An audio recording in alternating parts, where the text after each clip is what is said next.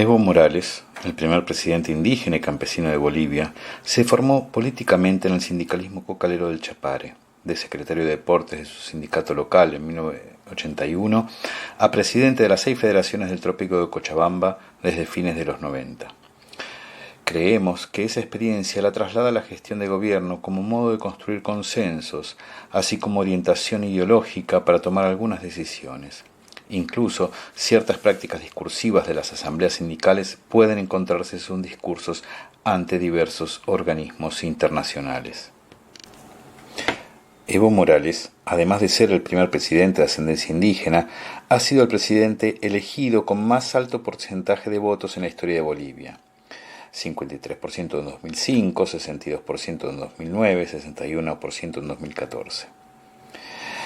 Llegó al gobierno luego de un largo proceso de levantamientos y movilizaciones populares que comenzaron con la llamada Guerra del Agua de 2000, ante el aumento excesivo de las tarifas del agua de corriente, continuaron con la Guerra del Gas de 2003, tras el anuncio del proyecto de exportar gas a Estados Unidos a través de Chile, proceso que empujó a la renuncia a Gonzalo Sánchez de Lozada en 2003 y luego también a su sucesor, el vicepresidente Carlos Mesa, en 2005.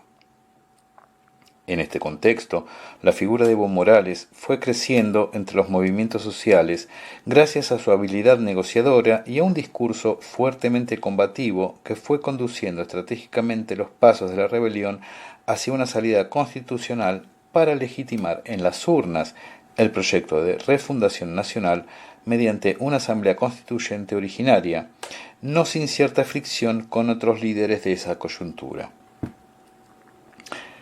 El secretario general de las 6 federaciones del Trópico de Cochabamba comenzó su carrera gremial bajo el ala del líder sindical Genaro Flores, uno de los ideólogos de la tesis del instrumento político, aprobada en el 6º Congreso de la Central Sindical Única de Trabajadores Campesinos de Bolivia en 1994.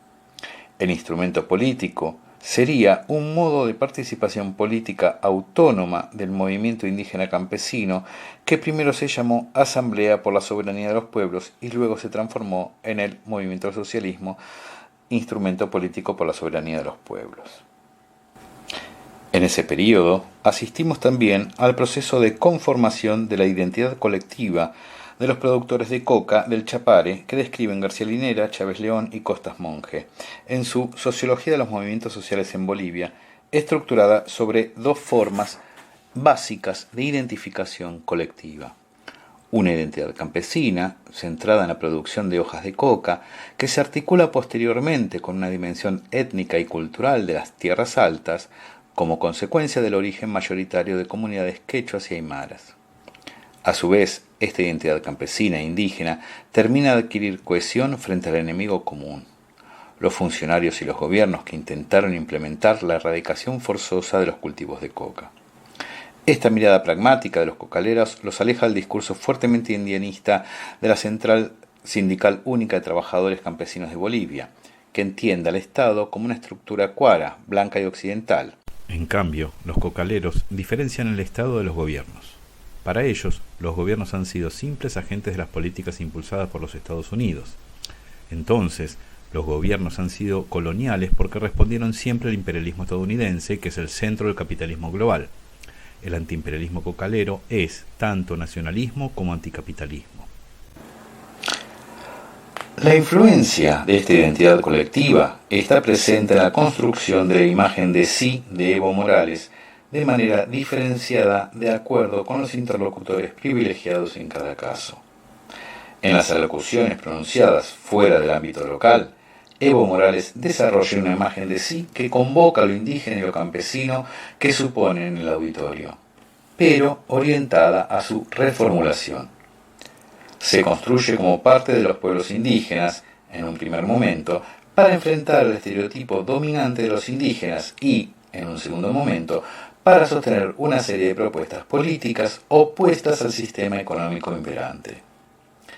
En estos discursos, Evo Morales se esfuerza en transformar las representaciones sociales desvalorizadas de los indígenas que constituyen el etos previo del que habla Amosí, orientándolas hacia una nueva imagen de sí que supere la simplicidad del apelativo primer presidente indígena de Bolivia.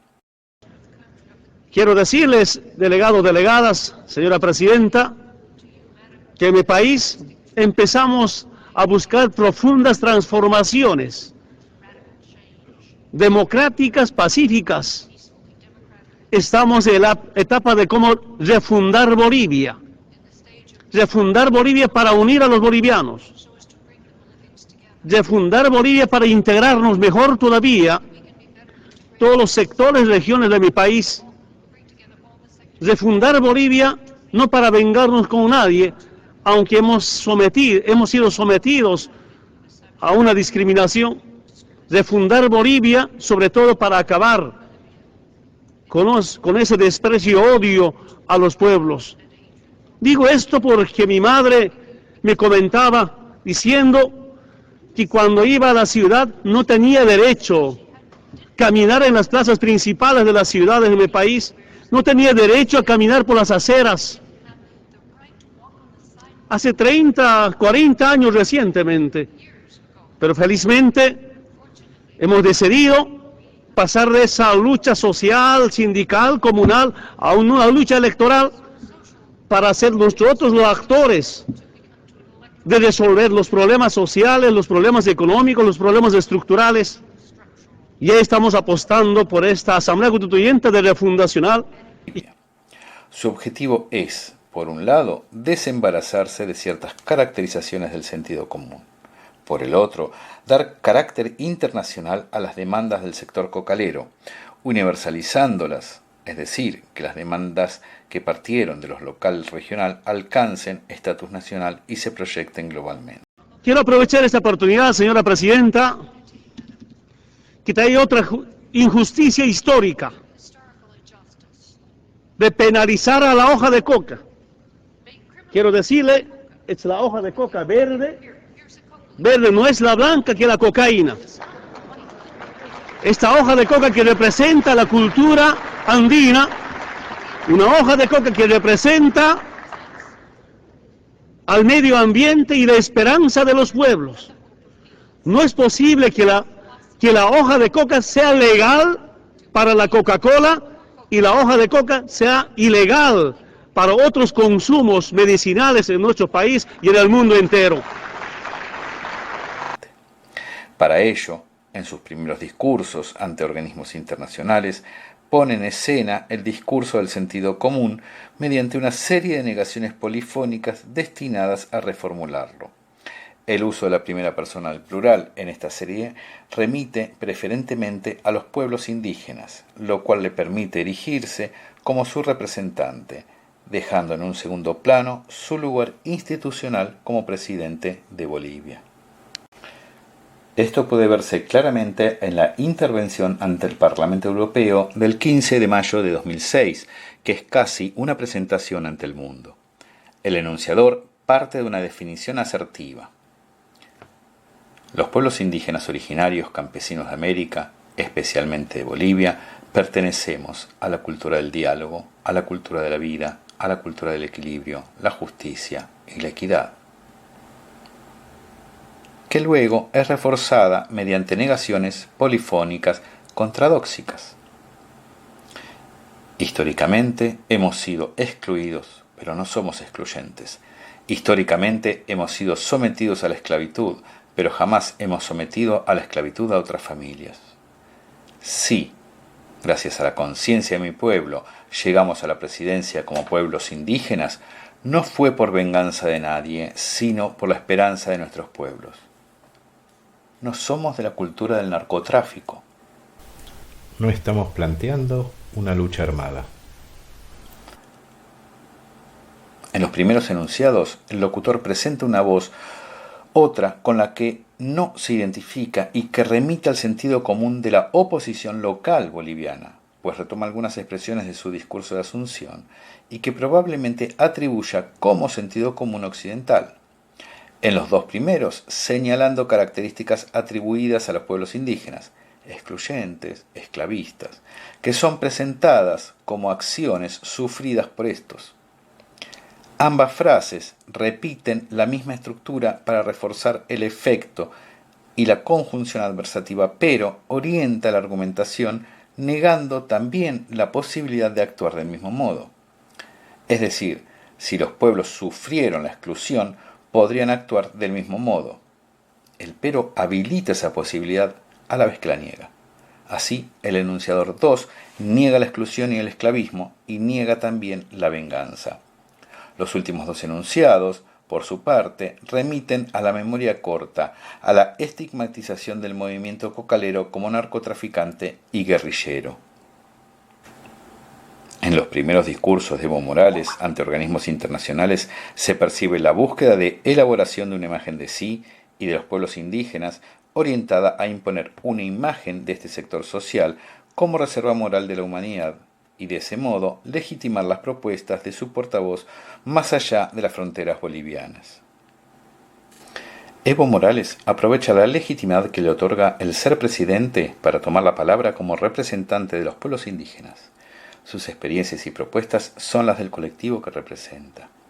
Así, el orador elabora un discurso propositivo estructurado sobre la base de hechos y verdades, cuyo alcance está determinado por la universalidad de los valores atribuidos al sujeto colectivo que representa. De este modo, las reivindicaciones locales se tornan globales. Cuando esta imagen se consolida durante la tercera presidencia, Evo Morales elabora discursos más cercanos al género propio de las alocuciones en organismos internacionales, que, como explica Arnoux, se apoyan en datos, documentación probatoria y referencias a acuerdos y convenios precisos. Incluso cambia la puesta en escena, pues las últimas alocuciones, 2018-2019, ya son íntegramente leídas. Constatamos con tristeza que continúan las grandes asimetrías sociales. Según datos de Oxfam, en la actualidad 1.300 millones de personas viven en la pobreza, mientras el 1% de los más ricos se quedó con el 82% de la riqueza mundial en 2017. La desigualdad, el hambre, la pobreza, la crisis migratoria, las enfermedades epidémicas, el desempleo no son solo problemas locales, son problemas globales. A partir de 2015, el etos que construye Evo Morales en sus alocuciones ante la ONU cambia. Va dejando de lado la imagen del representante de los pueblos indígenas y refuerza la del presidente, representante del pueblo boliviano y de los movimientos sociales que son presentados como la forma de organización del pueblo. A su vez, señala varias veces su trayectoria sindical, lo cual le permite trasladar al ámbito de las Naciones Unidas ciertos rasgos propios de las asambleas sindicales. La búsqueda de consensos y la elaboración de un plan de acción entre los delegados iguales con el fin de luchar contra el imperialismo y el capitalismo. Estos rasgos pueden rastrearse en los discursos de Evo Morales en las reuniones de la UNASUR ya señalados por Elvira Arnoux. En cambio, en las alocuciones ante los jefes de Estado sudamericanos, al menos durante su primer mandato, no se construye como representante de los pueblos indígenas, sino que se presenta como presidente, como gobierno, proveniente de movimientos sociales. Hace referencias al pasado como dirigente sindical, apela a su experiencia en ese ámbito. Esto le permite desplegar una escenografía mediante ciertas prácticas y tonos puestos en juego que remiten a un congreso sindical. Como explica Menguenó, la escenografía no es un simple decorado, sino que el discurso en su mismo desarrollo busca convencer instituyendo la escena de enunciación que lo legitima. La escenografía resulta así simultáneamente aquello de donde el discurso proviene y aquello que el mismo discurso genera. De este modo, mediante ciertas prácticas discursivas que remiten a las prácticas asamblearias sindicales, Evo Morales lleva a las cumbres de jefes de Estado las prácticas decisorias propias de las federaciones sindicales cocaleras. En primer lugar, todos los participantes son iguales. No hay diferencias jerárquicas entre orador y auditorio. La instancia de enunciación es un turno en una lista de oradores. Si bien puede ser esta una característica de diversos espacios deliberativos, El apelativo compañero para referirse a los demás presidentes es una marca distintiva de las asambleas que rompe con ciertas prácticas protocolares. El uso de consignas, sintagmas que se repiten para reforzar el mandato de las bases,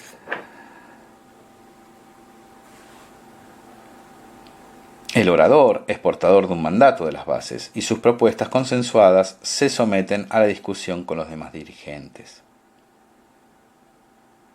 La búsqueda de consenso más que la definición por mayorías. La conformación de un enemigo común. Si para los cocaleros es el Estado, en el contexto latinoamericano es Estados Unidos, o, lo que es entendido como sinónimo, el imperialismo y, por extensión, el capitalismo en general. Estas prácticas discursivas buscan impulsar el carácter decisorio, no meramente declarativo, de las cumbres de jefes de Estado. En el marco de las prácticas sindicales, estas reuniones solo pueden considerarse exitosas si concluyen con un plan de acción que el dirigente pueda someter a la discusión de sus bases. En este sentido, la integración regional es concebida como decisión consensuada entre el mayor conjunto posible de naciones iguales. Evo Morales construye una imagen de sí dinámica, que responde a letos previos que suponen sus auditorios. Se apoya en la imagen del indígena campesino que vive en armonía con la naturaleza como garante de su palabra para luego desarticular ciertos estereotipos negativos. En los primeros años, ante los organismos internacionales, se presenta como indígena campesino cocalero y dirigente sindical. Su objetivo es legitimar ante el mundo una práctica ancestral estigmatizada en Occidente y combatida por Estados Unidos. Al mismo tiempo, en los espacios de búsqueda e integración regional, apela a las prácticas sindicales para la construcción de consensos. Posteriormente, junto con la consolidación en Bolivia de la nueva constitución política, apela a la imagen institucionalizada del presidente. Sus discursos pasan a ser íntegramente leídos, presenta datos de varias fuentes que muestran logros locales y debilidades mundiales, para finalmente sostener la integración con la madre tierra, definida en la Constitución Política del Estado, como base para desarrollar un sistema internacional alternativo al capitalismo.